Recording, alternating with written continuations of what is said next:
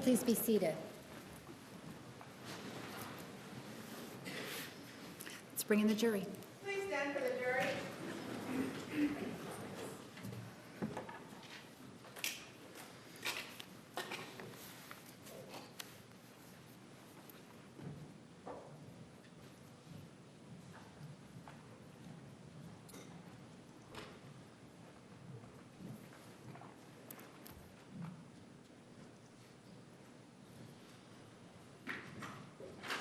Please be seated. The record will show the presence of the jury, the defendant, and all counsel.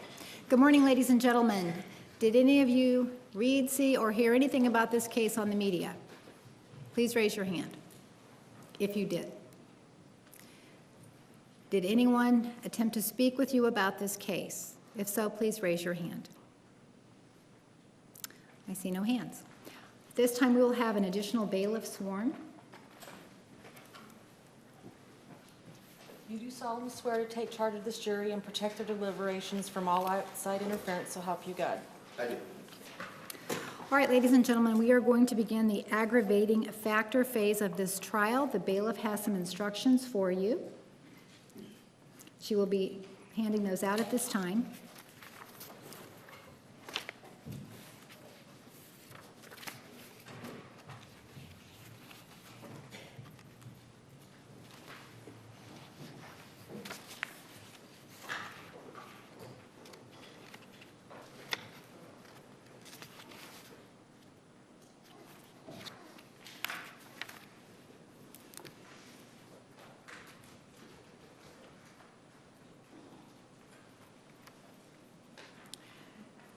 The instructions you are receiving are your copies. Feel free to make any notes you would like on your copy. Your copy will be shredded at the end of the trial. I'm going to read the instructions to you. I invite you to follow along with me. You have found Jodi Arias guilty of first-degree murder. During this phase of the trial, you will be asked to decide whether the state has proven an aggravating circumstance that would make Ms. Arias eligible for the death penalty. If the jury unanimously decides beyond a reasonable doubt that an aggravating circumstance exists, the trial will proceed to the next phase to determine whether the appropriate sentence is a life sentence or the death penalty. You are allowed to discuss the case among yourselves during your deliberations on the guilt phase of the trial. You must now stop your discussions about the case until you formally deliberate again. In other words, the admonition is in full force and effect again. Do not form final opinions about any fact or about the outcome of the case until you have heard and considered all of the evidence, the closing arguments, and the instructions on the law. Keep an open mind. Form your opinions only after you have had an opportunity to discuss the case with each other in the jury room at the end of this phase of the trial. The law that applies to this hearing is stated in these instructions, and it is your duty to follow all of the instructions. You must not single out certain instructions and disregard others.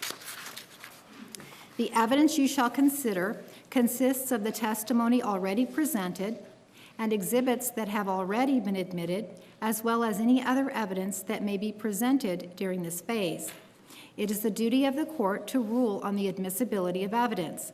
You shall not concern yourselves with the reasons for these rulings. You shall disregard questions and exhibits that were withdrawn or to which objections were sustained. Evidence that was admitted for a limited purpose shall not be considered for any other purpose. You shall disregard testimony and exhibits the court has not admitted or the court has stricken. The lawyers may stipulate certain facts exist. This means both sides agree those facts do exist and are part of the evidence. You are to treat a stipulation as any other evidence. You are free to accept it or reject it, in whole or in part, just as any other evidence.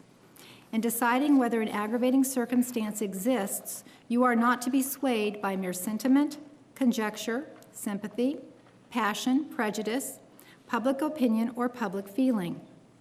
Race, color, religion, national ancestry, gender, or sexual orientation should not influence you. I do not mean to indicate any opinion regarding the facts or what your verdict should be by these instructions, nor by any ruling or remark that I have made. Performance of your duties as jurors is vital to the administration of justice. You are to apply the law to the evidence and in this way decide whether the state has proven beyond a reasonable doubt that an aggravating circumstance exists. In reaching your verdict in this phase, you are not to consider the possible punishment. Evidence may be direct or circumstantial. Direct evidence is the testimony of a witness who saw, heard, or otherwise sensed an event. Circumstantial evidence is the proof of a fact or facts from which you may find another fact. The law makes no distinction between direct and circumstantial evidence. It is for you to determine the importance to be given to the evidence, regardless of whether it is direct or circumstantial. In deciding the facts of this case, you should consider what testimony to accept and what to reject. You may accept everything a witness says, or part of it, or none of it.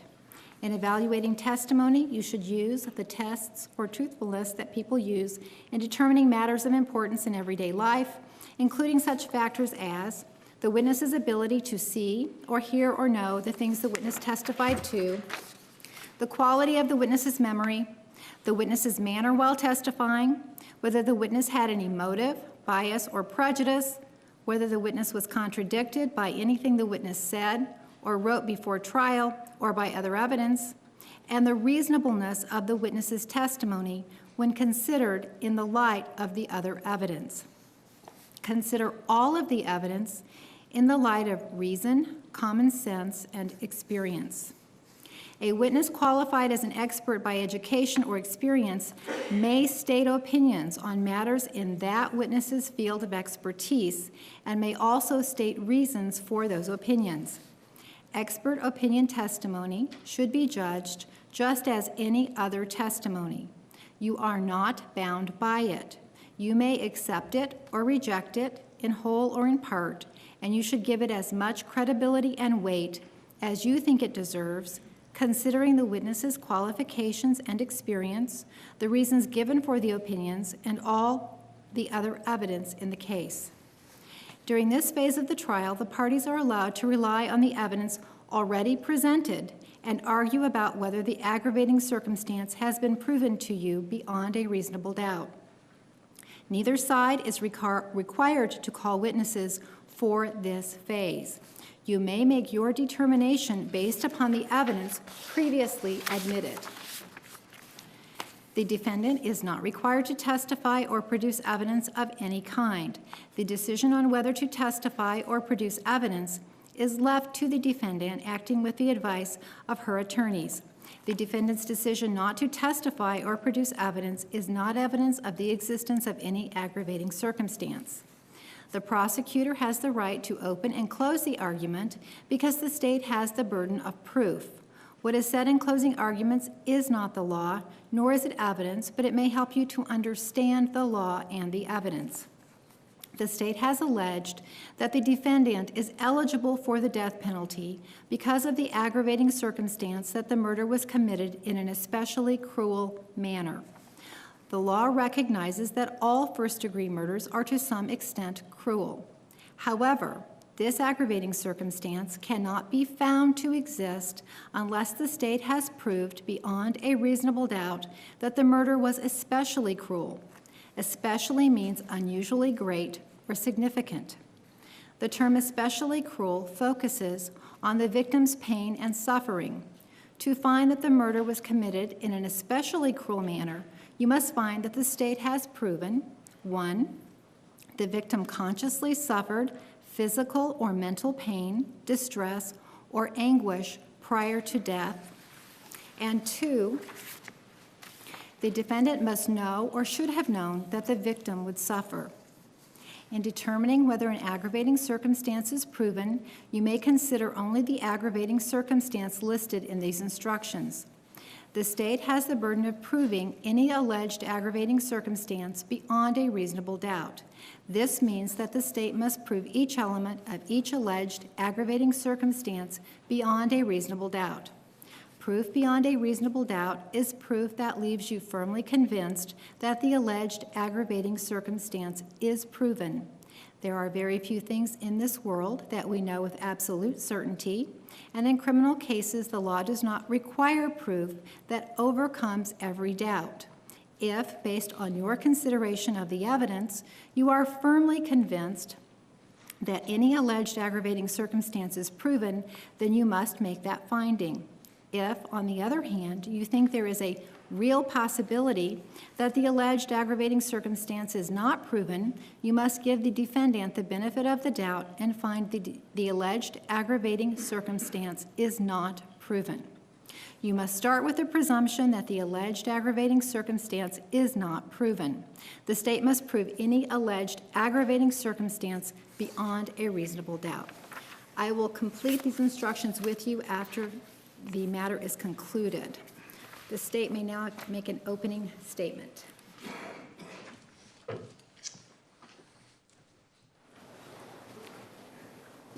She made sure of it.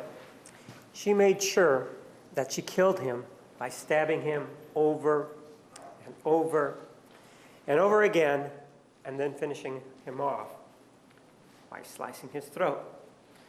It is also sure that during this vicious attack, Mr. Alexander suffered. Mr. Alexander suffered pain every time that knife went into his body, every time that knife blade struck the back of his head, and when the blade went down to his throat. It was certainly also extremely painful.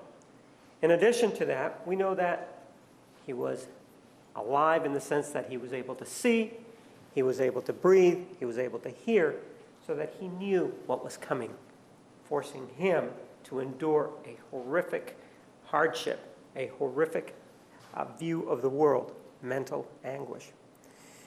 One of the things that you heard during the testimony in the previous proceeding was that the defendant attempted to commit suicide.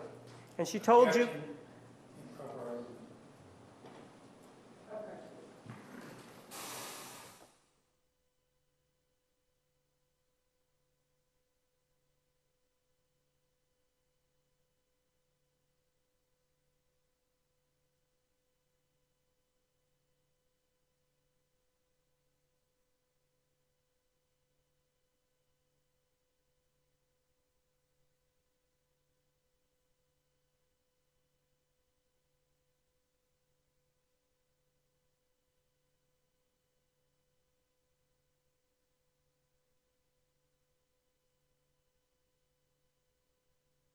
You may proceed.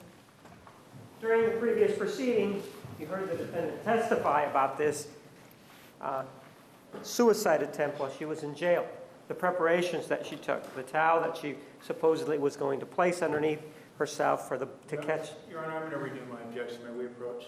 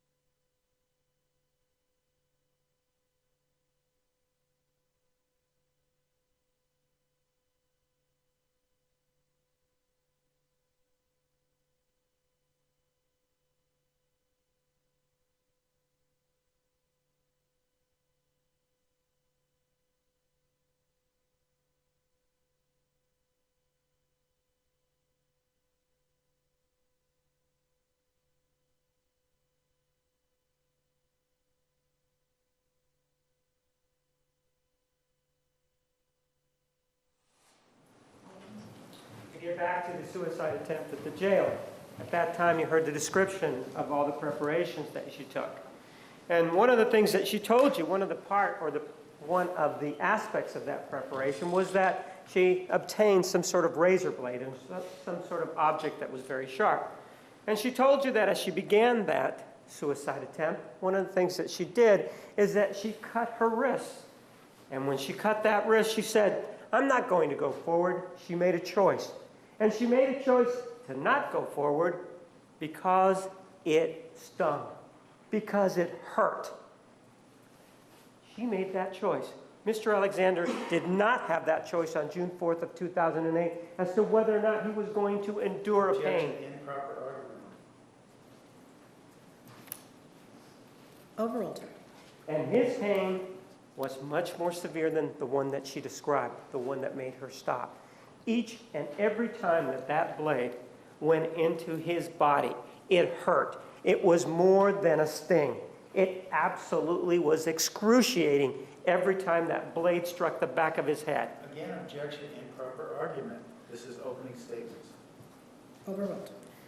Every time that that blade continued to cut into him, it hurt him. He was sitting in that shower there on June 4th of 2008 in the master bedroom shower, and there were some photographs that were being taken. And the last photograph that you see without any motion on it is when he was sitting there, and you see the lower quadrant of his body. And as he sat there, the defendant took a knife that she brought. And she took this knife and she stabbed him in the chest area. There were 3 strikes that she delivered as she, according to her testimony, was squatted down. That is painful if we are to apply the standard the defendant has laid out for us. And during that first portion of the attack, Mr. Alexander suffered excruciating pain. One of those cuts, or one of those stab wounds, went into his heart. And it's something akin to a heart attack. At first, he began to lose blood, experienced shortness of breath, and then the chest started to tighten. So in addition to the initial, if you will, stab wound, when the nerve endings are cut, and he felt that pain, he was also beginning to feel the pain of his heart running out of blood as the blood kept seeping out. The other thing, as he sat there, was that he was extremely afraid. He was terrified. Objection is beyond the scope. Overruled. One other thing, 2 individuals that testified for you previously were Janine DeMarte and Richard Samuels, both of them with PhDs. They talked about the fight or flight syndrome, and that the reason that you have that is because you are confronted with such a scenario that produces these actions. But it's because of fear that these fight or flight symptoms arise, or that it's something that they discussed. And in this case, the person that was presented with those choices was Mr. Alexander as he sat there in that shower, because he had already been stabbed. And so as he sat there, and after having been stabbed, had to make a choice. Fight or run. But he's laying or sitting on his backside, and he's already bleeding out, and she's got the knife, and the door is small as he sits there. So there is no way for him to really do anything other than what he did. Fight, defend himself. And that's why you see on the left hand the defensive wounds. And what he tries to do, as he tries to reach up, is to try to take the knife away from her. And instead of being able to grab... Objection, this is argument. Approach, please.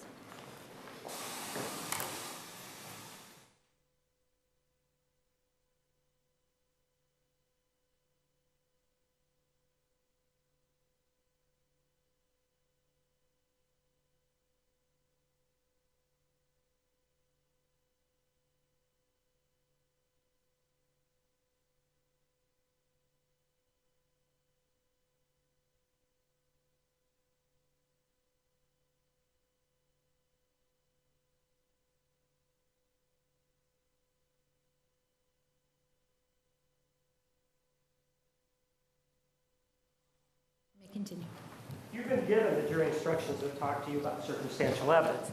And the circumstantial evidence is going to show you that as he sat there, because of his defensive wounds, he attempted to grab the knife from her. But you also heard from Ryan Burns that this individual that sits here in court today is pretty fit, is very strong. And Mr. Alexander was sitting down in an inferior position to defend himself.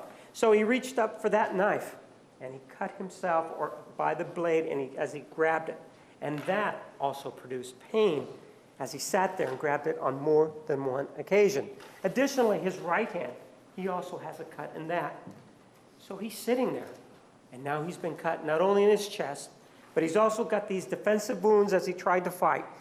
After experiencing this terror as he tried to fight, he sits there.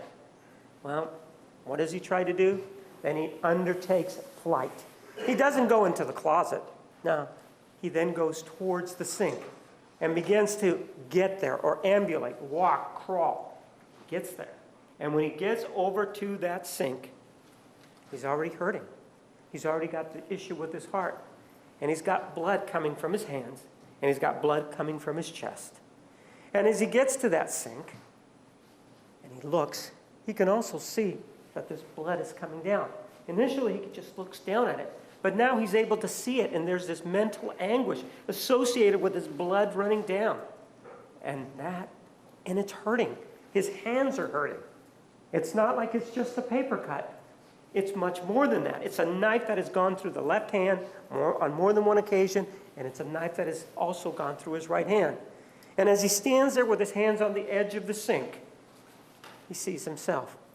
But he's also able to look to the back because of the reflective mirror. Objection, speculation. And as he stands there in front of that mirror, as he stands there bleeding in front of that mirror, not only is he seeing himself, which is extreme emotional and mental anguish, he's able to see her in the back. Yeah, objection calls for speculation. Approach, please.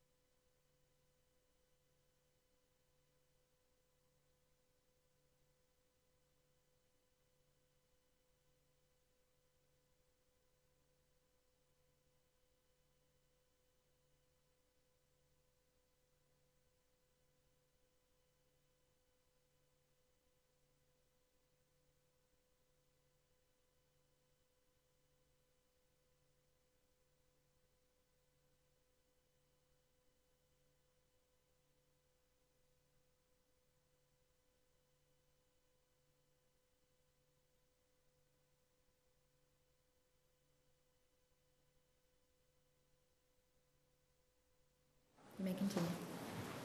Again, circumstantially, he's at the sink. He's already been stabbed.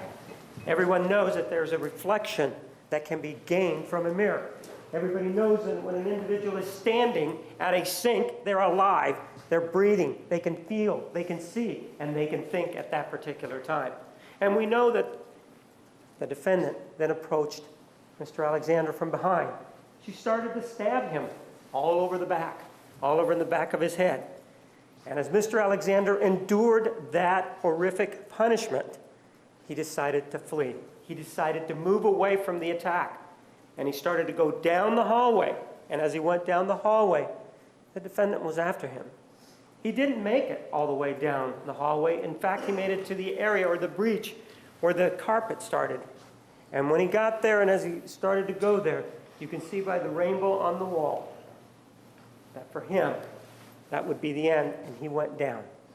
And he went down with his head up, facing up, so that as he sat there, he was still, or laid there, he was still alive, he was still breathing, he could still see. And the last thing that Mr. Alexander felt as he laid there, as he could see up there, was this knife, this woman, and this blade coming towards him.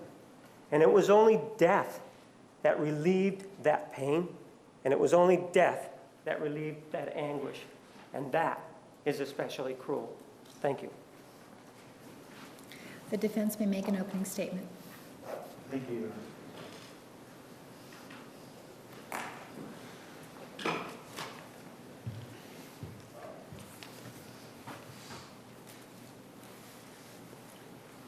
Ladies and gentlemen, at issue before you at this phase of the trial, frankly, the only issue before you at this phase of the trial, is whether the killing of Travis Alexander, the killing that you with your verdict have determined to be a premeditated first-degree murder, was committed in an especially cruel way. When you hear that issue posed to you, you may think, well, we've seen the photographs, we've heard of the wounds, we've heard of the slit throat. You think, well, of course. Objection, argument. However, the question before you is not one of cruelty. We can all agree that what happened to Mr. Alexander was cruel. And as a matter of fact, in the jury instructions were just read to you, the law recognizes the fact that Objection, argument. Approach, please.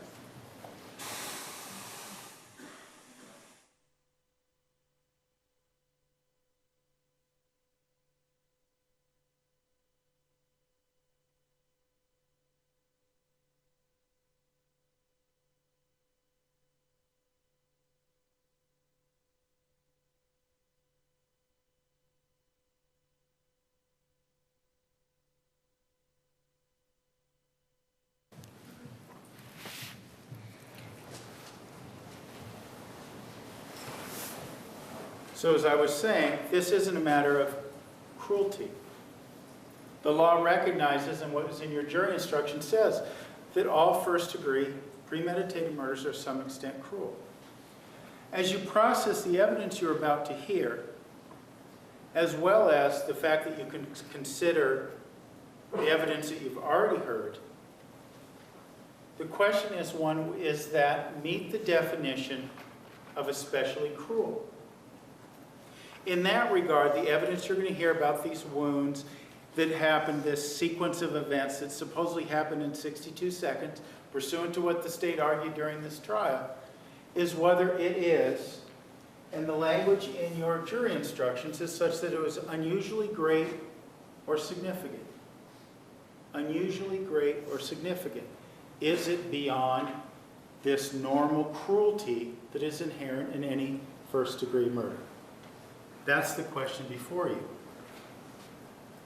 Talk about, there's two issues in that regard when you hear the evidence and when you consider the evidence that you've already heard. There's two issues. It is the pain and mental anguish of Mr. Alexander, but it also deals with should Jodi Arias have known, or should she have known, or did she know that she was causing this? Now in this regard, and we'll talk about this a little more at the conclusion of this phase, we have to account for the fact, and as the state just brought up, the testimony of Dr. Samuels, and as well as Dr. DeMarte, and you also heard from Dr. Geffner, about the synapses in the brain, about the flight or fight response of both these individuals. Because as you process this information and you hear from Dr. Horn, talking about these wounds, the perception of both these individuals and how their brains were functioning in this time is relevant to consideration of this mitigating factor. And when you consider what you're hearing through this filter, through this light that the jury instructions impose upon you that are not optional, that you must follow, you will come to understand that the state has not proven beyond a reasonable doubt that this was done in an especially cruel manner. The state may call its first witness.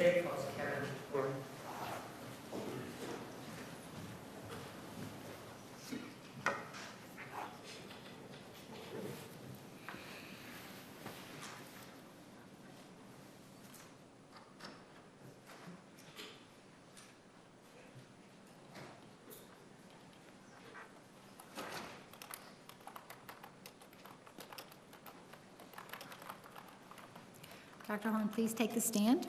You are still under oath. Do you understand? So can we approach before Dr. Horn speaks? Yes.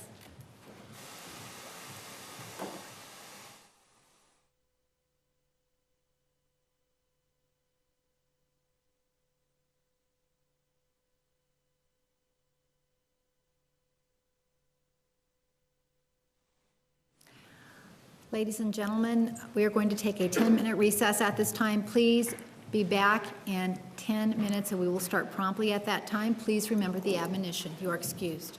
Please stand for the jury.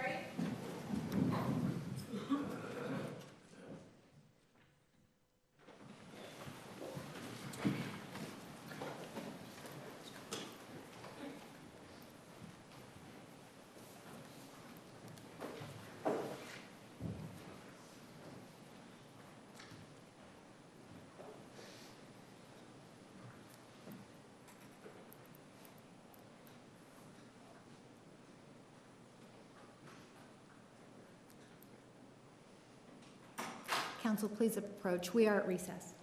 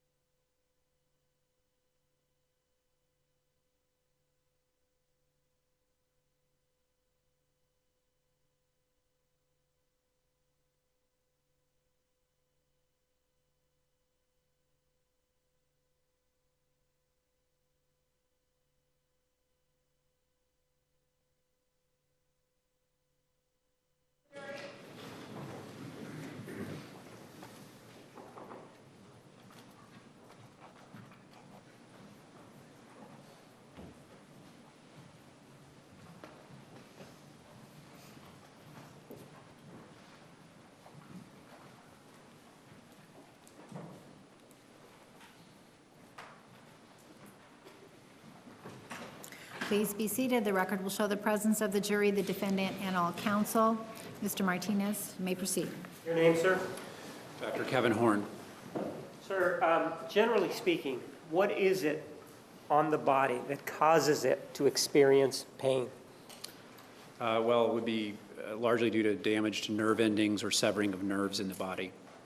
So, for example, in this particular case, exhibit number 185, what are we looking at here? Several stab and incised or shallow sharp force injuries of the torso.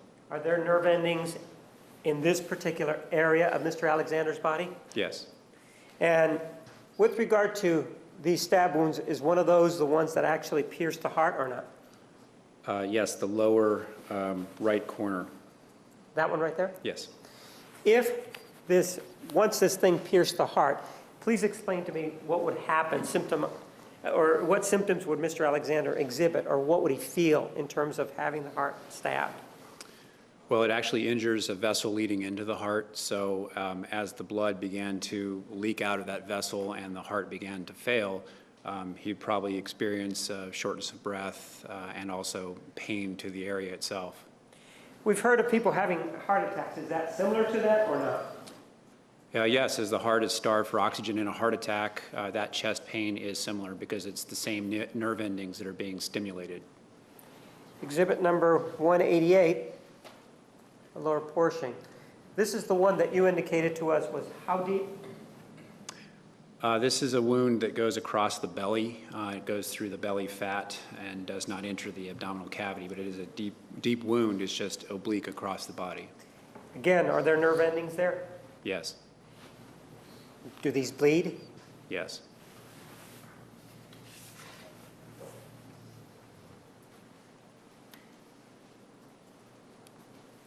Exhibit 193.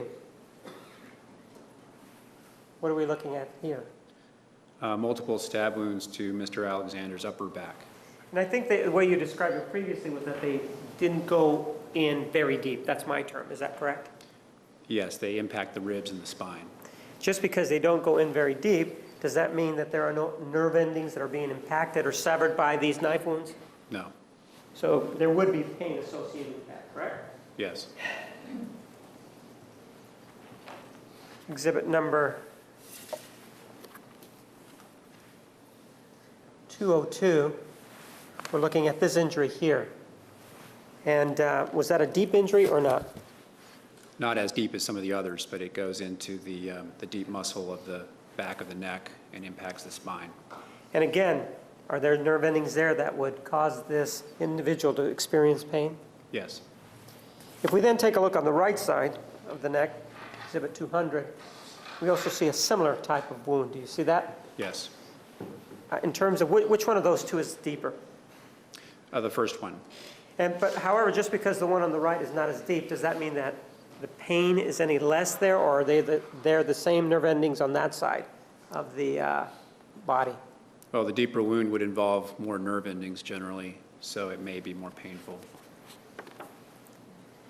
Exhibit 195, we are looking at the back of his head, correct? Yes.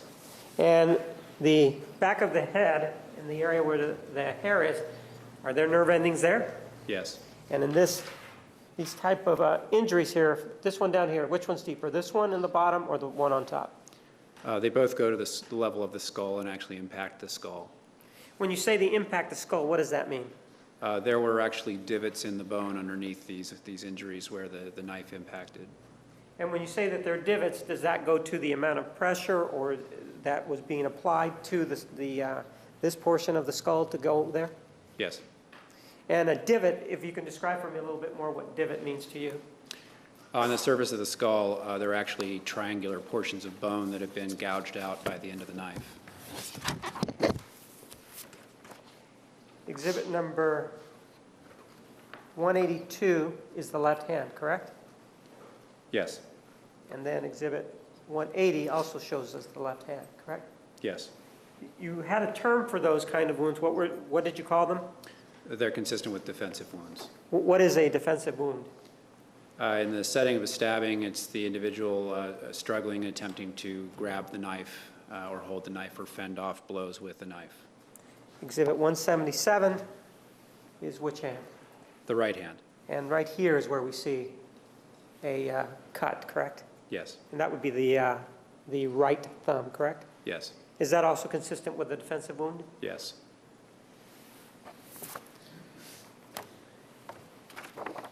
Exhibit 205, was Mr. Alexander still alive before that injury was inflicted? I believe he was, Why do you believe that? because of the amount of hemorrhage that's in the tissue around this injury.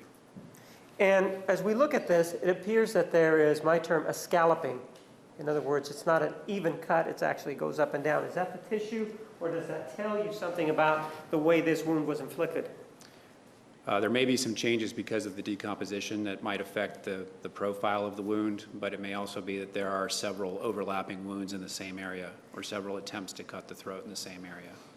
And is this an area that is difficult to cut, or is this an area that if you just press a knife to it that's somewhat sharp, that it goes through? Explain that to me. The skin would offer some resistance to a knife, so there would be some resistance there. The tissues underneath are fairly soft, but the airway itself is firm cartilage, so there would be some effort that would be needed to get through all of the airway and the windpipe. Once this wound was in, what did it go through? What part of the throat did it go through? It goes through the tissues of the front of the throat, the strap muscles, the airway, and also the major vessels on the, I believe it's the right side of the throat, the jugular vein and the carotid artery. When you talk about the airway, are you talking about the voice box, that sort of thing? Just below the voice box, yes. And this individual, after this injury happens, before that, could he still speak? Before Yes, this injury? until the windpipe is severed, yes. After the windpipe is severed, does the individual make any noises? Are there any noises that are associated with the severing of this particular area? Objection, Your Honors. Approach.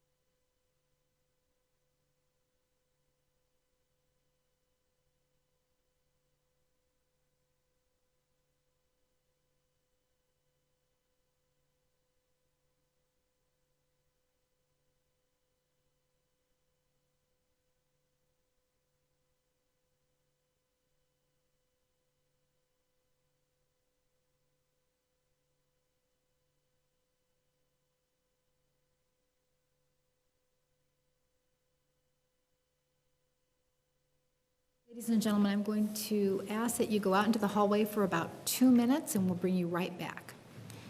Please remember the admonition. Please stand for the jury.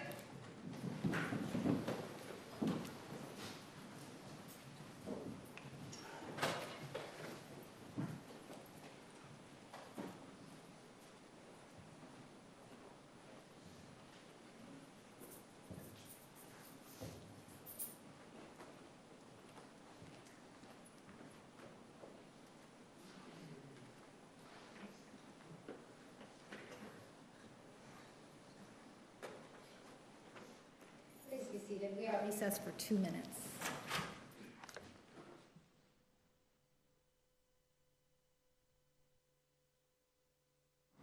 Thank you. Please be seated.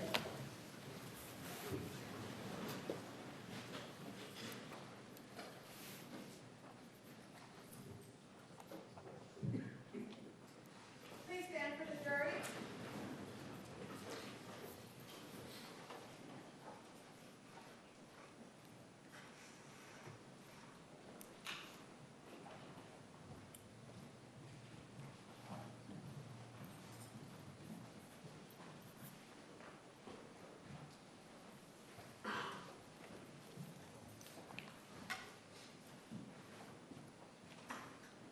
Please be seated. The record will show the presence of the jury, the defendant, and all counsel. Mr. Martinez, you may continue. Sir, with regard to the injury to the neck, was Mr. Alexander still alive at the time of that injury? Yes, I believe he was. I don't have any other questions. Thank you. Cross-examination. Good morning, Dr. Carney. Morning.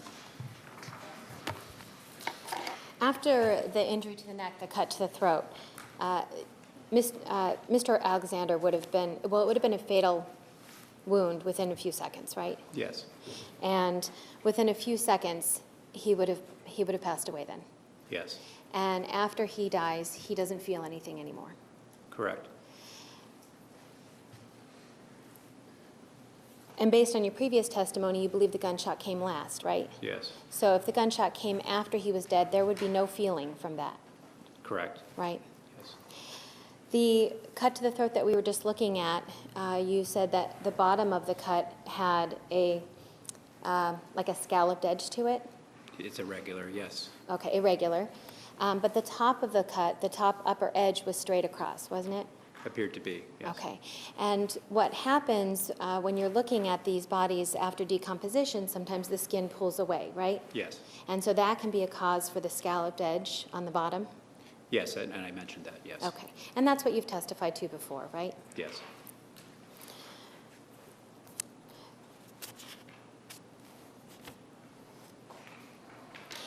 You talked about the stab to the heart or the superior vena cava, right? yes, It wasn't actually hit, it didn't actually hit the heart.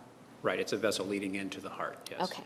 And that stab wound, that was also fatal, wasn't it? Would have been eventually, yes, Just not as rapidly as the cut to the throat. correct. And that stab was fatal because the blood is then leaking out, a major blood vessel, right? Yes, And so you talked about how the heart would continue pumping, and as it's pumping, the blood is leaving that superior vena cava, right? yes, And when somebody is fighting or moving around a lot, their heart is going to be pumping faster, won't it? yes, And the faster a heart pumps, the more blood is going to be pumped through the heart. yes, And the more blood that's pumped through the heart means the more blood in this particular situation is going to be coming out faster out of that superior vena cava. yes, And so the more movement that you have, the faster the heart's pumping, the more rapidly fatal that wound is going to be. yes, in a general way, it'll increase blood loss. If someone's already losing blood, Right. increased heart rate will increase the rate of blood loss, yes. Okay, all right. And you're aware from being a medical doctor that when somebody is fighting like that, oftentimes adrenaline is involved, right? Yes, When two people are in a fight, or even, well, when two people are in a fight, the adrenaline starts to rush through their head, right? yes, And especially in this situation, as the prosecutor describes, if Mr. Alexander is fearful, he's going to have adrenaline pumping as well, right? That's the normal response, yes. Okay. And adrenaline does that for our bodies to help us be able to fight, right? Yes. Because of that, because of the adrenaline, pain doesn't always register immediately with our bodies, right? Approach, please.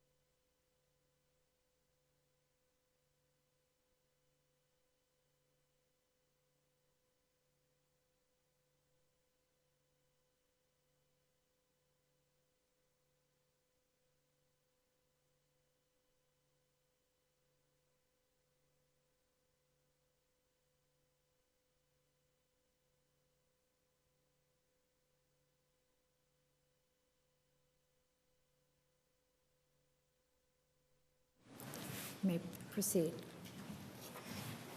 Dr. Horn, being a doctor, you understand that when adrenaline is released in our brains, all kinds of endorphins are coming, right? That's part of it, yes. It's the Okay. fight or flight response. Right, and you're familiar with the fight or flight response? Yes. And you're familiar with what happens in the brain with the endorphins or the adrenaline coming in during fight or flight? In a general way, yes. Okay. And generally speaking, then, you're aware that when these things happen, it's a protective mode for our bodies, isn't it? Yes.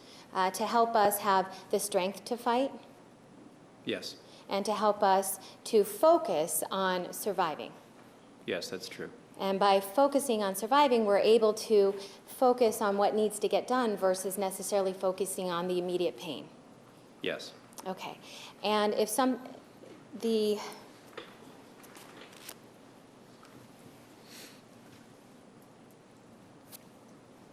and when somebody is in this fight situation, the adrenaline is going to also make their heart pump faster as well, right? Yes.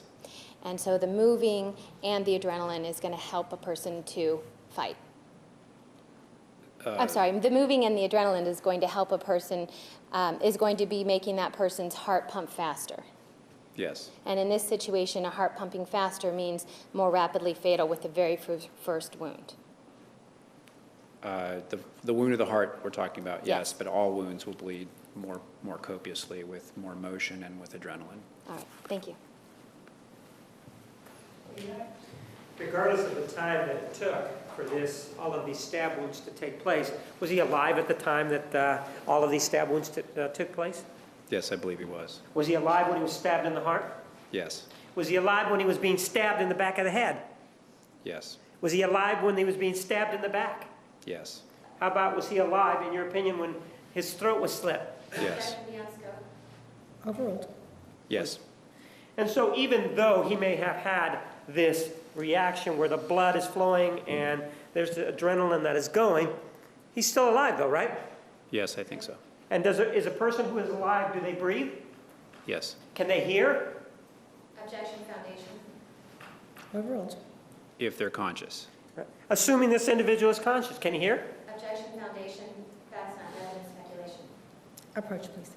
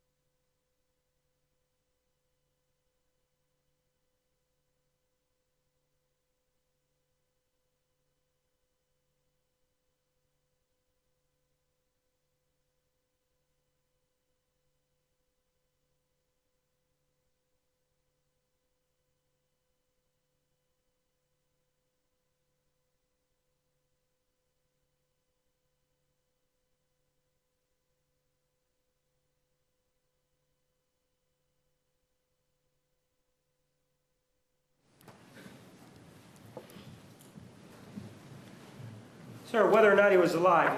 Exhibit number 98, take a look at it. Do you recognize what's there? Is that a sink? Objection beyond scope. Overruled. Is that a sink, sir? Yes. An individual who stands at a sink and bleeds over to that sink, in your opinion as a medical examiner, and I understand you deal with dead people, are they alive or dead in your opinion? Alive. And why would they be alive if they're standing at a sink like that? Unless they're being held there, they're standing under their own power and bleeding into the sink.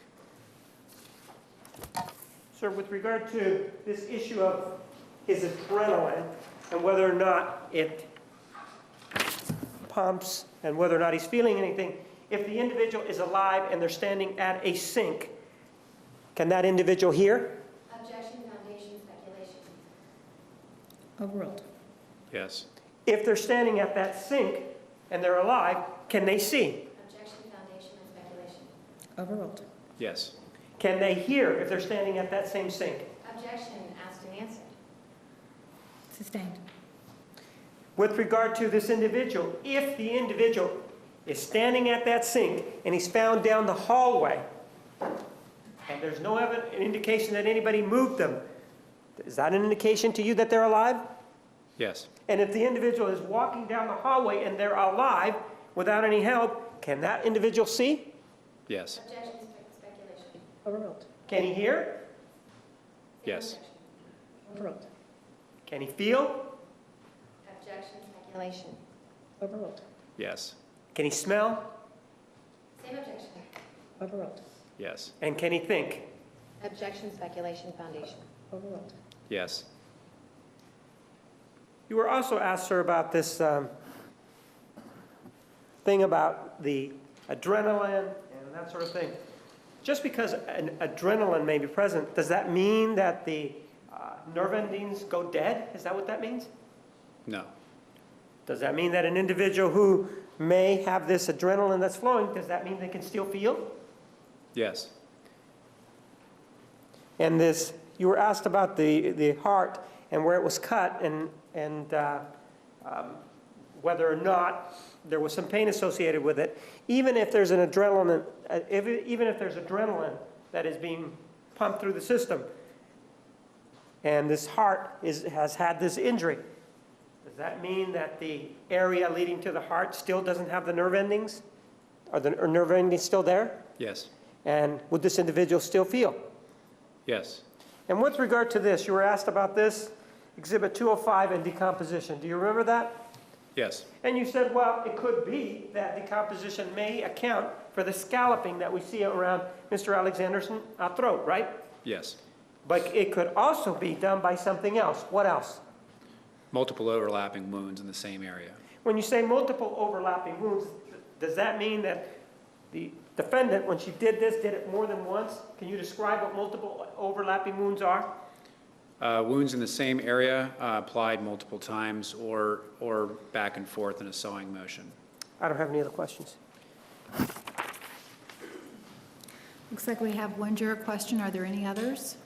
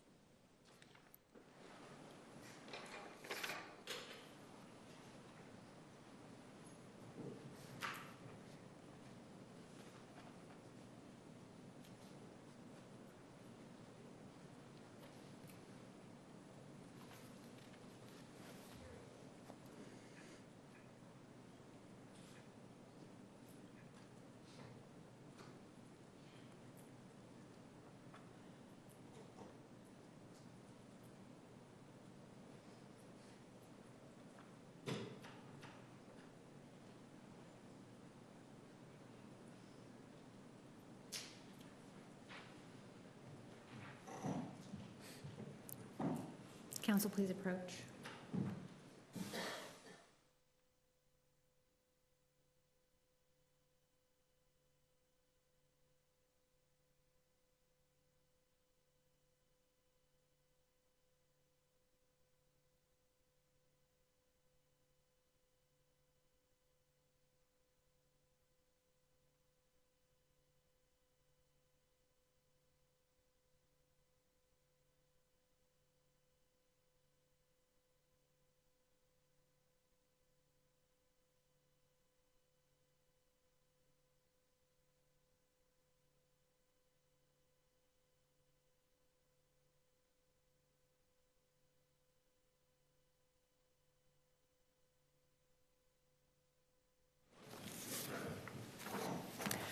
Dr. Horn, the jurors have 2 questions for you. Did you previously testify that Mr. Alexander had 3 rapidly fatal wounds? Yes, the wounds that would have been fatal for this man would have been the stab wound to the heart, the throat cut, and then the gunshot wound taken in isolation from each other. In regard to the throat, do you have an opinion as to which was more likely to cause scalloping, decomposition, or multiple wounds? Because of the decomposition, I can't say. In a fresher state, you may be able to see multiple cuts through the neck muscles and other structures underneath, but I wasn't able to determine that, so I really can't say. Any other questions from the jury? Follow up, Mr. Martinez. With regard to the wounds, you did indicate that there were 3 wounds that were fatal, correct?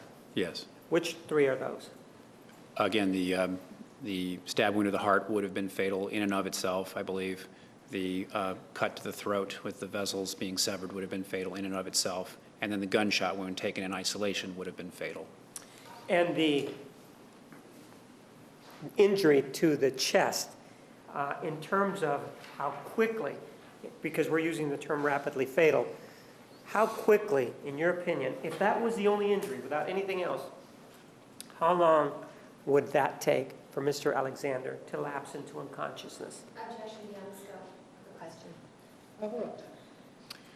The wound in the vessel is actually fairly small, so blood would have leaked out over time, and so it would have been, of the 3 injuries, I think the slowest in terms of fatality. Any time limit that you can put on there? I couldn't say, and again, it depends on all the other factors like activity and adrenaline and those things. Let's say that there is no activity. Can you time it or not? A few minutes, maybe more.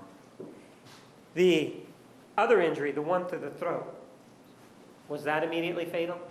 Very rapid, yes, seconds. So that's the one that took seconds, correct? Yes. Would an individual be able to, if that were the first injury, to be able to grab, for example, a knife, that sort of thing, if that were the first injury? Extremely unlikely. I mean, they may have been able to get their hands up for a second, but that would have been rapidly fatal. Would the person, if that were the first injury, would they be able to ambulate and go over to a sink and stand? No. The gunshot wound, you indicated that that was also fatal. Isolated by itself, in terms of unconsciousness versus death, how long would it take an individual to die if they received that type of injury?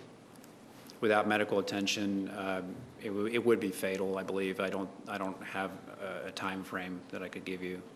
And in terms of lapsing into unconsciousness, if that were the first injury, would the individual lapse into unconsciousness or not? I believe they would immediately. And what time are we talking about for that? Objection beyond the scope. Overruled. Seconds. They would collapse and become unresponsive.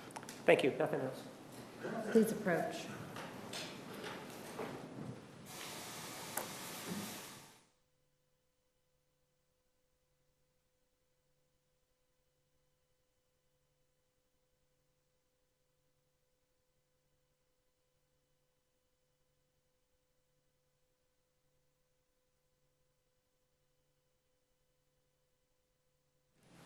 May continue.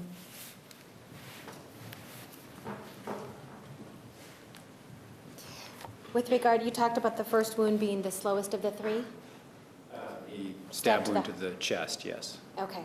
And you were given the situation if somebody wasn't moving at all. You thought it would take minutes to die if nobody's moving, right? Right. But clearly that would be much faster and much quicker if somebody is moving around and if the heart is pumping a lot faster. Yes, generally, yes. So much faster than minutes then. Yes. All right, thank you. That's all, Judge. You may step down. The state risks. Anything from the defense? The defense rests, Your Honor. All right. Closing argument, Mr. Martinez.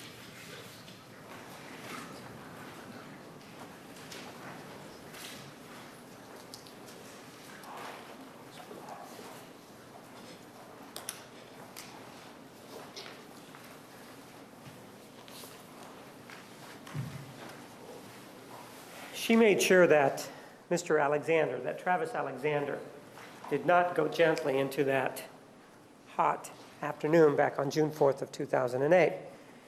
not only did she make sure that he went that way, he did not go gently, she also made sure that he went in a way that he was nude.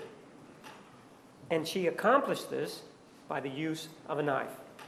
And she accomplished this, or did this, in a place that was his home, a place where he was secure, Objection, improper argument.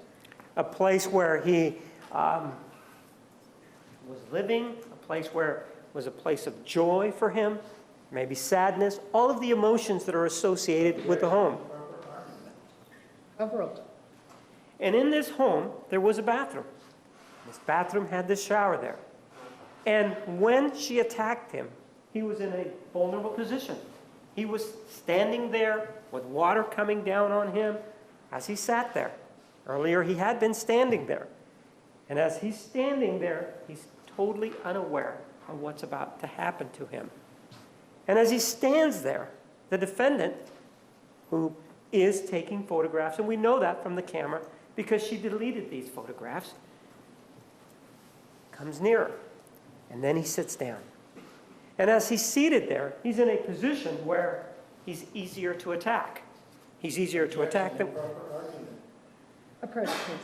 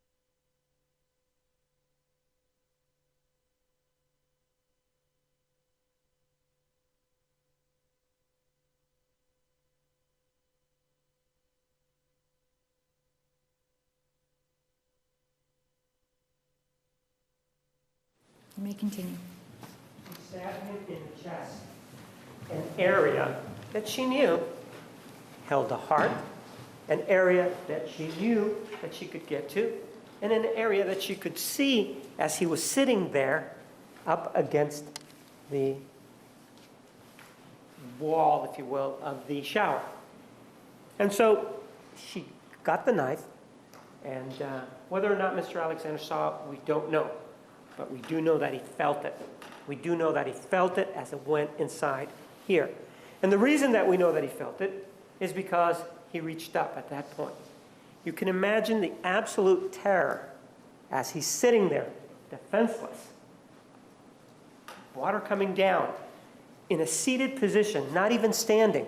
And as he's seated there, this knife is coming towards him and is hitting him. That is extreme emotional anguish. That's extreme mental anguish to watch the blade come up to him.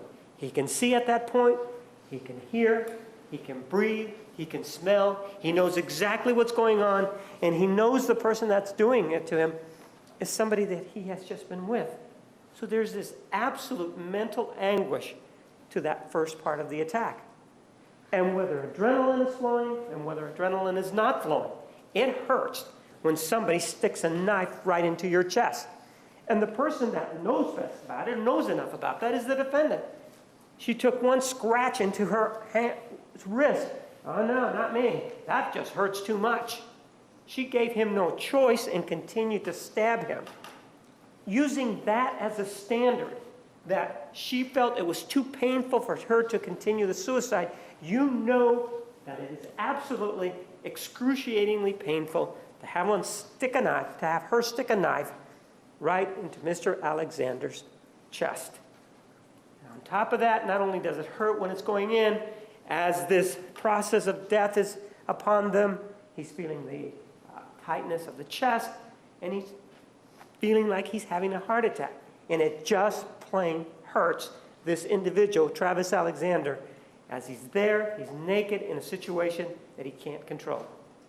And he's still sitting down. And she's still standing there over him. She's still, if you will, in a superior position. What's he to do? He tries to defend himself. So he grabs the knife. And what does he get for his efforts in trying to get the knife? He gets more pain. Not only does he have the pain to his chest now, not only if they're talking about the adrenaline, is he feeling the pain to his chest, he can't even get away. And that, in and of itself, is extreme mental anguish. He can't get away from it. And people are familiar with paper cuts. This is a paper cut to the nth degree. He goes to grab that knife, can't get it. Goes to grab it again, can't get it. And he goes to grab it a third time and still can't get it. And then he's on the right hand, he receives that injury. And this is all as part of the beginning. And he's now suffering, and now it hurts. They can talk about adrenaline all they want, but this hurts, especially to see now that your hands are bleeding. His hands are bleeding. His chest is bleeding. And he's there still in this very small area with this woman who, according to Ryan Burns, is pretty strong. Didn't let go of the knife, did she? Never let go of that knife. She might have nicked herself in the left finger, but that's all that happened. So he's finally able to get up. He's able to get out of that shower, wanting to get away. And as he's wanting to get away, now that the attack is sort of progressed, what is he thinking about? Is he thinking about his dog? Is he thinking about his family? Is he thinking about the grandmother, the one that received the 20 irises from the defendant? Or is he thinking about... Improper argument. Sustained. Who is he thinking about? Objection, improper argument. Sustained. May we approach? Yes.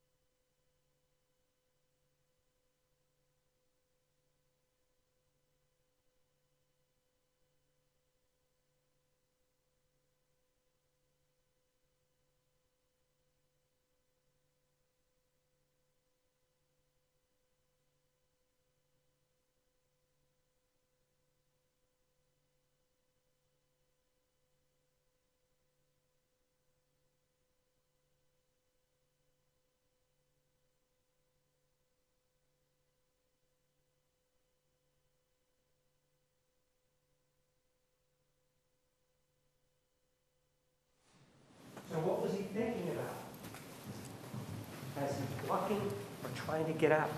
And that's what goes to mental anguish. What's he thinking about to see himself bleeding like that? It's certainly not about holiday. Objection, improper argument. Overruled. What is he thinking about as he tries to make his way and begins to make his way from the shower over to the sink area? It must seem like a very long walk to him because he is now injured, he is now bleeding, and he can't get her to leave him alone.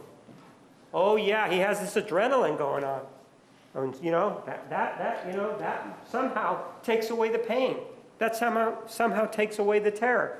Actually, adrenaline talks to fear. Adrenaline talks to terror. And that's exactly what he was experiencing. Terror at that time as he's walking to the sink. But he's also experiencing the pain. And he does get to the sink. Exhibit number 98. He does get to that sink. And his left arm or hand was here. His right hand was to the right. And he's over it. If he's standing there, he's alive. And if he's alive, he can see. And if he's alive, he can hear. And if he's alive, he can sense things that are around him. And that is a mirror. And a mirror has reflective qualities that allows you to look back at yourself as well as anything that is behind you. So when he is standing there, he gets to see himself for the first time. What a sight it must have been for him to see his face. Objection, improper argument, Your Honor. Overruled. To see his face in that mirror. Was it contorted in pain? Was he screaming? He can actually speak at that point. Objection, improper argument. Overruled. Do you think he was silent? Do you think he was quiet as a church mouse as all of this was going on? Common sense will tell you that he wasn't. And so he's standing there.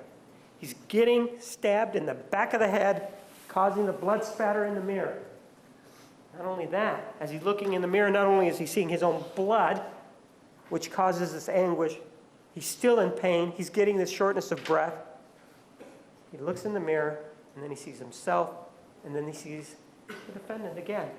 She's striking him about the head with the knife, so he's able to see that. Has the mirror to see that. That's more mental anguish, more pain as he gets hit in the head, so that the knife goes into his scalp and creates a divot. And that is painful. They may talk all they want about this adrenaline, but he's still bleeding, he's still hurting as he's standing there. And it must have seemed to him, they talk, it's a short period of time. Yes, it was, less than 2 minutes. But if we're going to be talking about approximately 2 minutes, that must have been interminable for him as he's standing there and this is going on. And for demonstrative purposes, because they said to you, well, this is a short period of time. It's 11:38 and 20 seconds. Let's just sit for 2 minutes.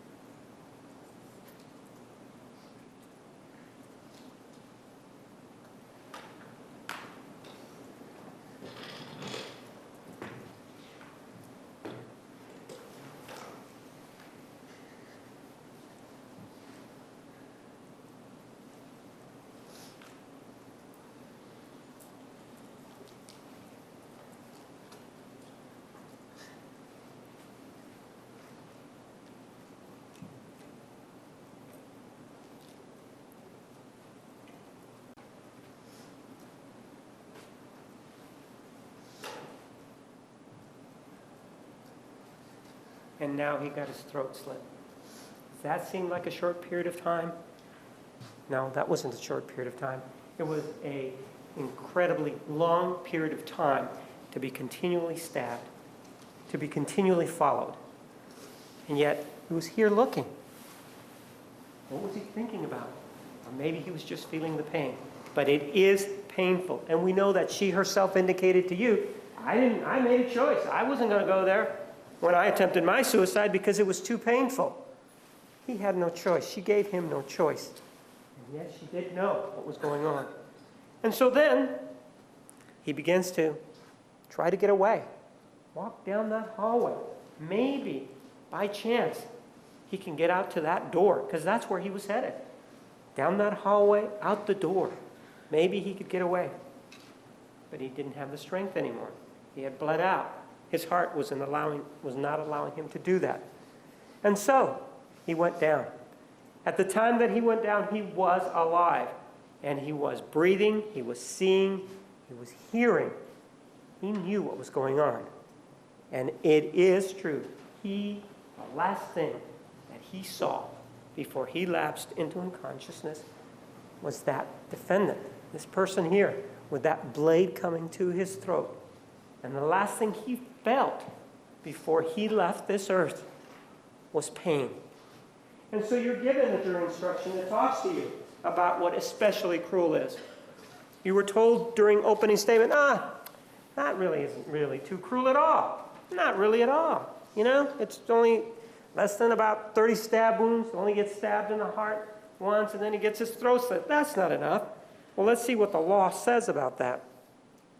It tells you that the term especially cruel focuses on the victim's pain and suffering. Travis Alexander, on June 4th of 2008, suffered enough for 2 lifetimes. 2 lifetimes because he was stabbed in the heart, chased down, and then he had his throat slit. Those approximate 2 minutes that we're talking about, to him must have seemed like more than 2 lifetimes.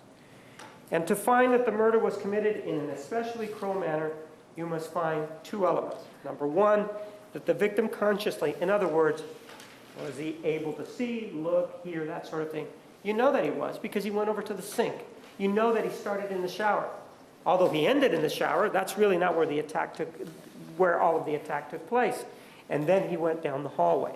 And we also know that when he got down to the end of the hallway, the defendant was with him. Not in a very good way, but was with him with a knife. So was he conscious? Yeah, because he was able to ambulate and go from one place to the other. Did he suffer physical pain? Yes, he did. According to the defendant's own admission when she was on the witness stand, it stings. It hurts when somebody cuts you. This is even more than that. This is a stabbing that is going on, and this is a stabbing throughout the back of his head, the back of his body, to the front of his chest, and then also the slitting of the throat. Yes, he did suffer physical pain. Also, this element could be met if he suffered mental pain, distress, or anguish. Is this something that was really pleasant? Is this something that anybody on a Sunday afternoon would want to go do? Any other individual, a reasonable person? Is this the kind of thing that they would want to suffer through? Where the individual that they had just been previously was coming at them with a knife.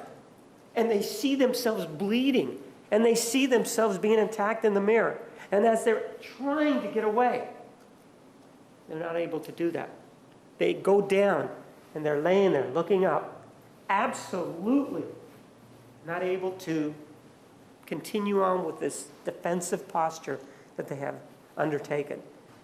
And as he laid there, unable to move, and the defendant comes over and he's looking up, how absolutely horrific, however you want to think about it, as the knife starts to come down, he's thinking, and he knows, and it's prior to death. And we also know that at that time the defendant slit his throat. The other element is that this woman here, this defendant, must know or should have known that the victim would suffer. Because you could see the circumstance where somebody comes in, I didn't know that a knife wound would hurt. You could see that. But she was, at that time, 27 years old. She knows what's going on at the age of 27. She had previously received a cut when she was working, according to her. Or maybe she received a cut when she was at Mr. Alexander's house. Or maybe she received a cut. Objection, improper argument. Overruled. Or maybe she received a cut as she was stabbing him. So, should she have known that the victim had suffered? Yeah, she should have known that. Any reasonable person would know that if you stick a blade in somebody's chest, that that's going to hurt, especially at the age of 27, when you are well along past your teenage years, when you're almost at 30. Yeah, she should have known it would hurt. Should she have known that if she continued to stab him in the back of the head and in the back, would that hurt? Absolutely. The item that she was using and the way she was using it was meant to spill blood and cause death, and it hurt. And then when she went for the throat, yeah, throats are sensitive. She knew her throat was sensitive, and yet that's where she went, and that's where she cut him. She knew. Every step of the way, she knew. And every step of the way, as she's stabbing him, she knows that Mr. Alexander is hurting. She knows that Mr. Alexander, every time it goes in, there are nerve endings there. She doesn't know the science of it, perhaps, but she knows. This is the woman with the high IQ. She knows. She knows what's going to happen when you stick a knife somewhere. She's very directed. It goes to the neck. She knows what she's doing. So not only does she know about it, she should have known about it.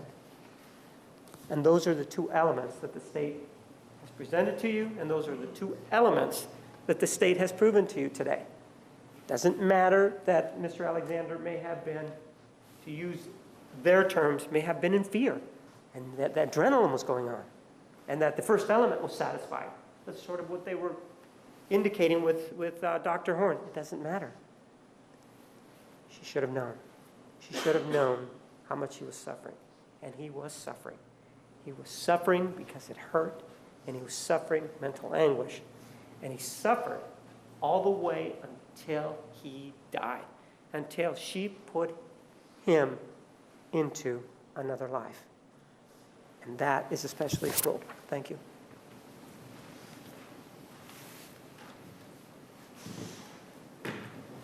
Mr. Numi.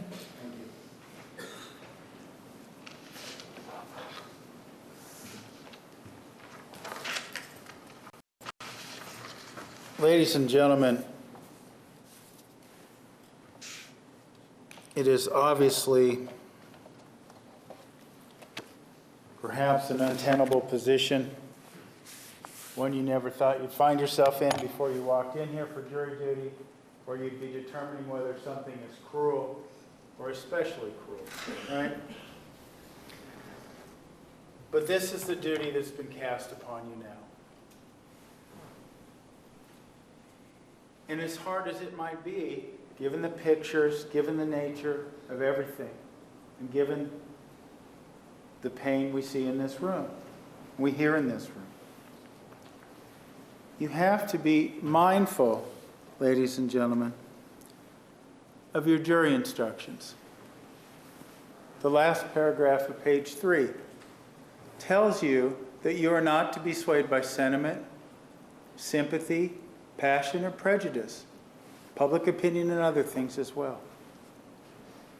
You must make a detached, objective judgment of whether or not the state has proven this aggravating factor to you beyond a reasonable doubt. In that regard, your duty as jurors is to detach yourself from that emotion, from that passion, and ask yourself whether or not, as we can see on page 7 of your jury instructions, the state has given you proof beyond a reasonable doubt. This isn't a probably.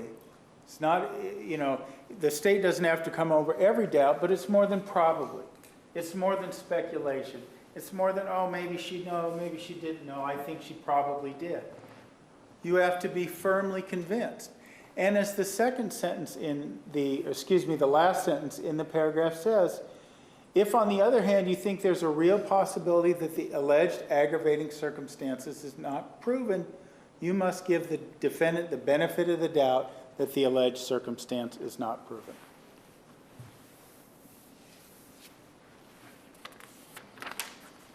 As it relates to this circumstance, keep in mind, as we spoke about earlier this morning, especially means unusually great or significant, and that all first-degree murders are cruel to some extent. Now, we have two elements, as has just been discussed with you. That the victim consciously suffered mental pain, distress, or anguish prior to death. Now, some things have changed in what the state has told you in the last phase of this trial to this phase. Right? You remember during the arguments and the evidence presented to you in the first phase of the trial, all this happened in 62 seconds. And part of the argument was that there's no way Miss Arias' story could have been true because all this happened in 62 seconds. And now the state decides, well, it's more convenient to expand the time, so let's make it 2 minutes. The theory changes to expand the time. They have you sit through 2 minutes to play on your emotion, your sympathy, not what you're supposed to base the decision on. The other thing that's changed, right? We heard from Dr. Horn, who did, and through the testimony of Detective Flores, there were different versions of events. Remember, Detective Flores testified that the shot came first, testified in a proceeding, sworn testimony. Then he said he was mistaken. Dr. Horn then tells you, well, if the shot came first, he would have been unconscious. So ladies and gentlemen, let me first say, I would submit to you that if the shot came first, if you believe that was the case, then he is not conscious and therefore not suffering in the way that must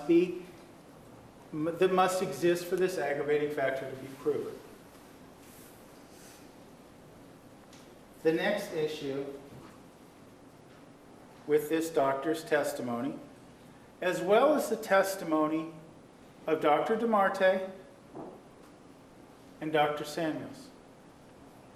They all talked about fight or flight. They all agreed in one form or another that it was a scientifically viable phenomenon. And you heard from Dr. Samuels, and I should include Dr. Geffner in this as well. We talked about how the brain reacts to that, the subject of adrenaline. And Dr. Horn, who testified just moments ago, told you that the adrenaline does, in fact, prevent the body from experiencing the pain. This flight or fight is real, and you have to ask yourself when you talk about proof beyond a reasonable doubt. Going back to being firmly convinced. Have you been given proof beyond a reasonable doubt? Are you firmly convinced that adrenaline wasn't kicking in and when exactly Mr. Alexander lost consciousness? As tough as that might be to examine, that is the task before you today when this aggravating factor is submitted to you. The other issue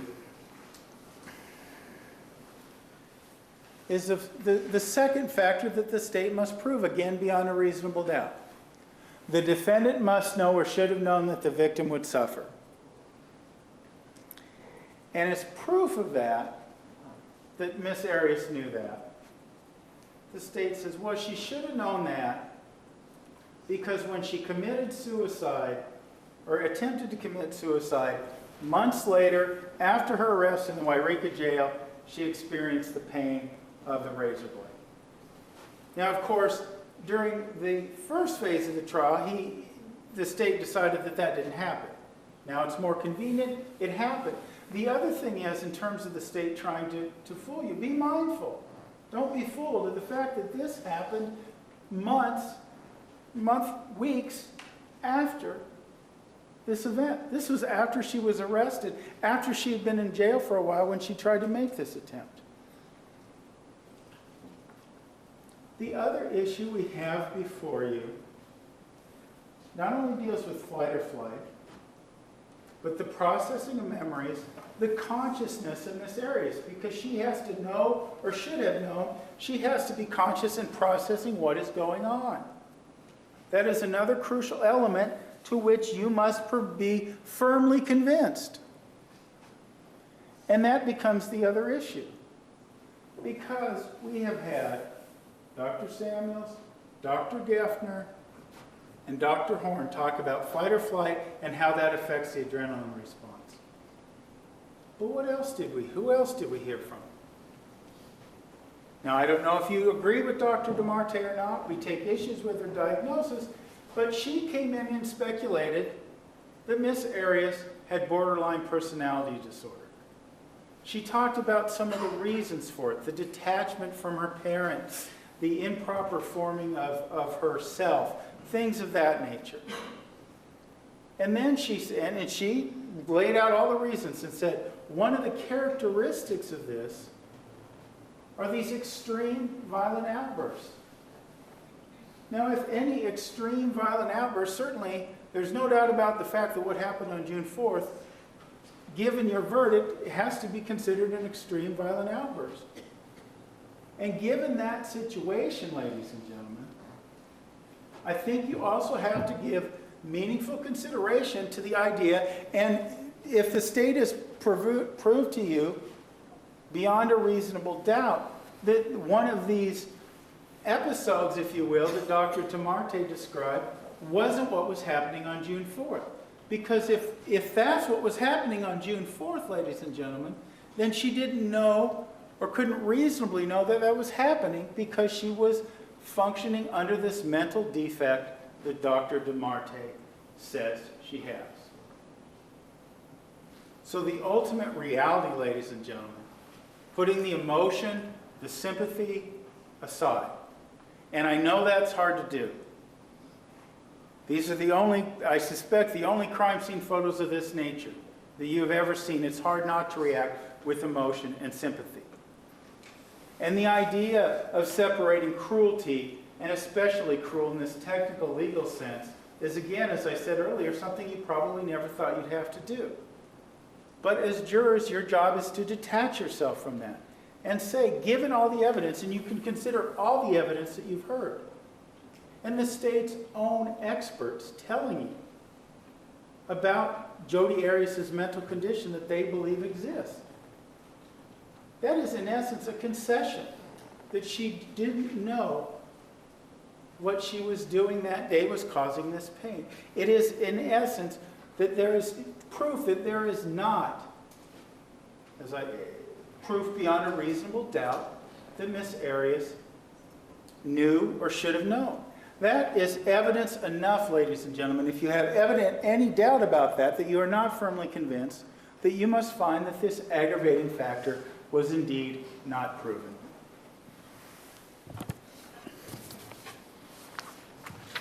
Mr. Martinez. Previously, during closing argument, I told you about how there was just going to be argument. Well, now that has expanded.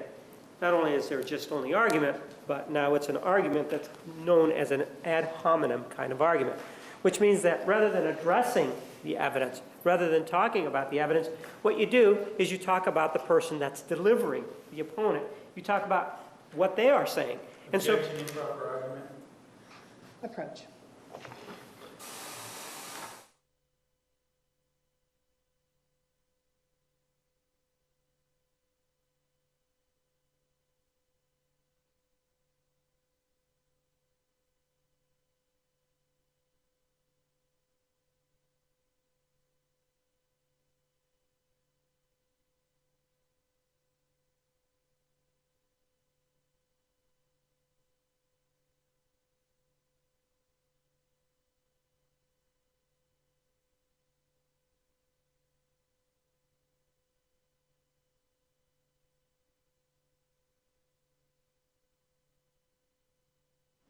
they told you, or he told you, that the state was trying to fool you. Remember that? He indicated to you the state is trying to fool you. Additionally, he indicated to you that, well, the state changed its theory. We're not talking about the facts there, are we? We're talking about presentation. But they then say to you, you know, this couldn't have possibly have been a situation where the defendant knew or should have known that the victim would suffer. Because according to the scientists, or according to the PhDs that testified, she really didn't know what was going on. Well, if we're going to rehash that, even though we're past that point, let's step back and see what she did when she didn't know what she was doing. She knew what a camera was, and she knew which camera, because remember there were two cameras? She knew which camera had the photographs on it. She knew which camera she needed to go to delete photographs. And it was a camera that she hadn't seen before or until that day. And she, in this state where she didn't know what was going on, started to clean up. And how did she begin that cleanup? By taking or deleting the photographs from a camera that she didn't know anything about. And she decided to move the body away from the door.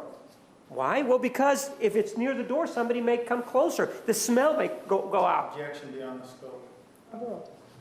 She then started to move the body. If she didn't know what was going on, how did she even know that she had done anything wrong? How did she even know that Mr. Alexander was Mr. Alexander if she didn't know what was going on? And then why undertake to clean up, use water, make sure that she changes her clothing, make sure that she puts the license plate back on? They want you to rehash that again. And that's, again, a tribute to the weakness of their argument that she didn't know what was going on. Of course she knew what was going on. The other issue was that, well, you guys didn't quite get it right the first time because in terms of the jury instructions, you were told that you needed to be mindful of the jury instructions and that you need to follow them in a detached, objective way. Didn't you just do that already? Isn't that something that you read the first time through? Isn't that something that you already know? Oh, but you need to be reminded now, right? Why do they think that you need to be reminded? Why are we talking about following the jury instructions when you've already done it once? Because they don't want to talk about what actually happened there. Why are we talking about this changing, if you will, of theories? Because they don't want to talk about what happened there. Then they talk about, well, you know, the state changed its theory about what it told you about how much time. Dr. Horn changed his testimony about what happened. Why are we talking about change? Why do we keep talking about change instead of talking about what happened there?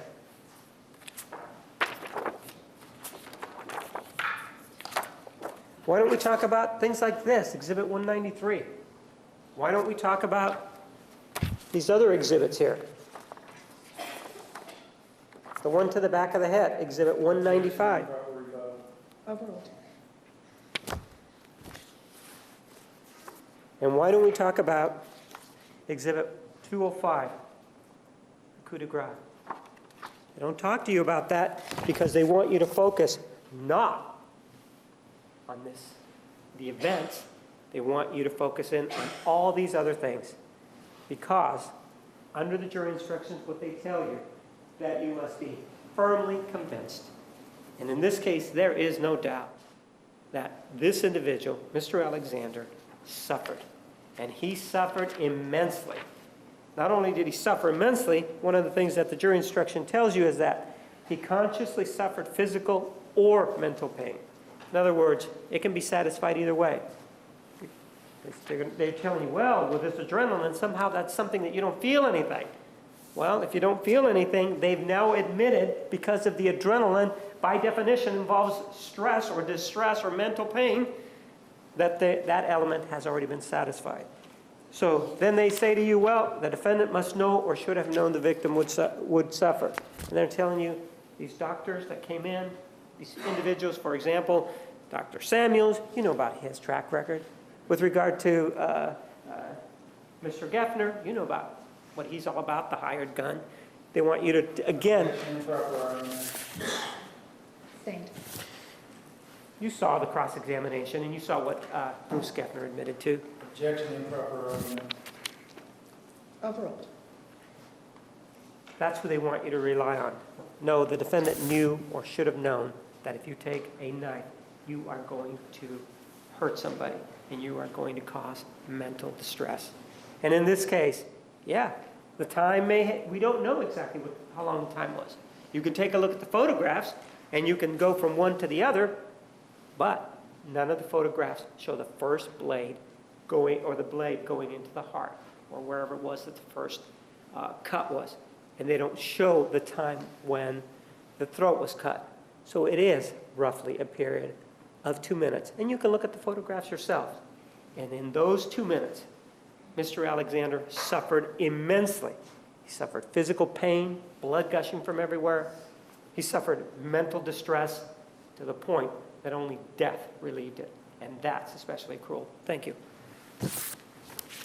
Ladies and gentlemen, please refer to your aggravating factor phase instructions, page 8.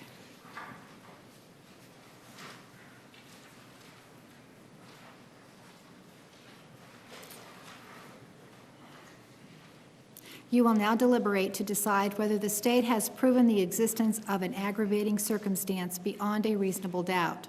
All 12 of you must agree on the aggravating factor. All 12 of you must agree whether the aggravating factor is proven or not proven.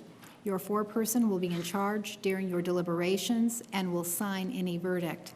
You will be given one form of verdict on which to indicate your decision. It reads as follows. Verdict, count 1, aggravating factor, especially cruel. We, the jury, duly impaneled and sworn in the above entitled action upon our oaths, do find that the aggravating factor, especially cruel, has been proven, has not been proven, no unanimous agreement. You will check the appropriate box. The foreperson will then sign the verdict form and print his or her name and juror number. All right, ladies and gentlemen, at this time, the 12 sitting jurors will go back to begin deliberations. The 3 alternates will go with the bailiff to another area to wait. You are excused. Please stand for the jury.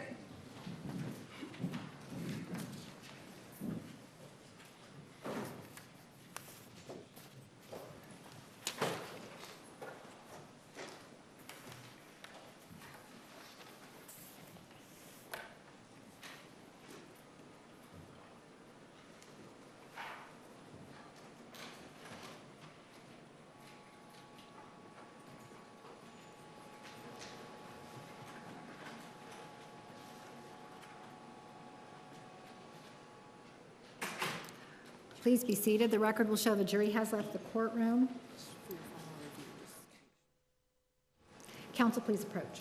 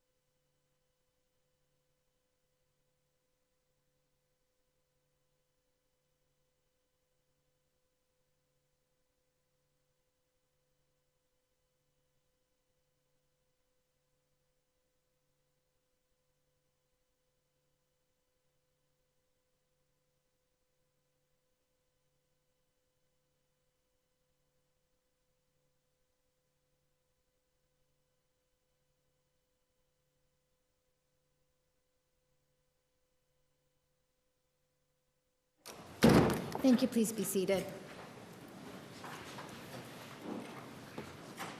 Let's bring in the jury.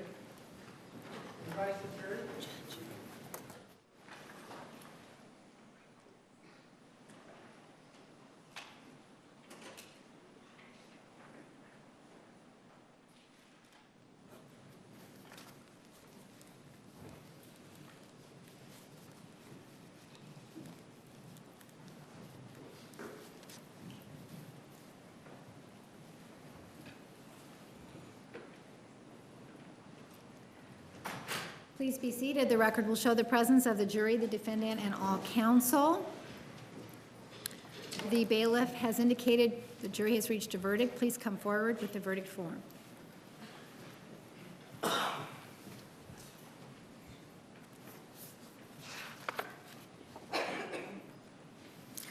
The clerk will read and record the verdict. State of Arizona versus Jodi Arias, verdict, count 1, aggravating factor, especially cruel. We, the jury, duly impaneled and sworn in the above entitled action, upon our oaths do find that the aggravating factor, especially cruel, has been proven. Signed, foreperson. Is this your true verdict, so say you one and all? Yes. Ladies and gentlemen, the clerk will ask each of you a question. Please answer yes or no. Juror number 1, is this your true verdict?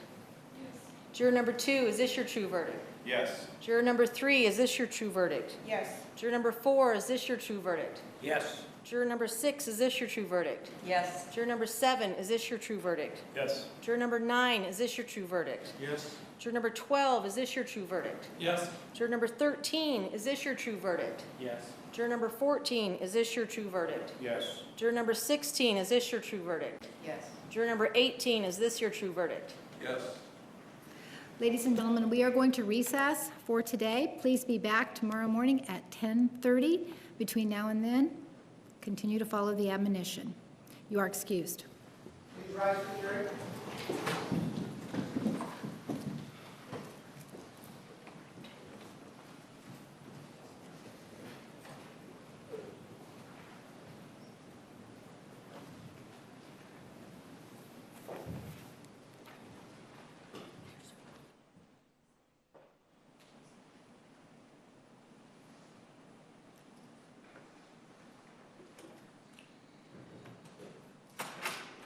Counsel, is there anything else for the record? No, thank you. All right, we are adjourned.